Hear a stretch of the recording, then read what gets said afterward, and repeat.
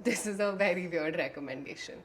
But it works. हे clean स्कॅल्पसाठी माझे best kept secrets आहेत. माझं स्कॅल्प प्रचंड फ्लेकी असतं, but right now it is so clear if you can see, and it's because of my routine. ह्याच्याबद्दल मी खूप वेळा बोलली आहे. ऑर्डिनरी ग्लायकॉलिक ऍसिड मी हे 10 दिवसात एकदा यूज करते. अर्धा तास ठेवते, शॅम्पू करून टाकते, and it really exfoliates scalp आणि वरचा सगळा बिल्डअप निघतो. हे रुटीन मी मेंटेनन्ससाठी करत राहते as in when I feel like my scalp needs it. सध्या 10 दिवसात एकदा ग्लायकॉलिक ऍसिड वापरते, and other washes I oil my hair. Flaky स्कॅल्पचा लेअर ग्लायकॉलिक ऍसिड निघून गेला की पुढच्या वॉशच्या वेळेला मी ऑइल लावलं तर ते छान आत पेनिट्रेट होतं आणि वरती त्याचा फक्त एक लेअर राहत नाही. Second is the scalp pro shampoo. मी बरेच मेडिकेटेड शॅम्पूज ट्राय केलेत, but this one work the best for me. हे संपलंय पण एकदम थोडंसं त्याच्यात आहे. मी इमिडिएट रिपर्चेस करणार आहे. It lathers really well. बाकीच्या मेडिकेटेड शॅम्पूज सारखं स्प्रेड करायला प्रॉब्लेम येत नाही. How I use this is, for example मी ऑइल केलंय, मी ते रेग्युलर शॅम्पूनी धुतलं, in this case wish care. Scalp clear झाल्यावरती scalp pro shampoo full lather करून फक्त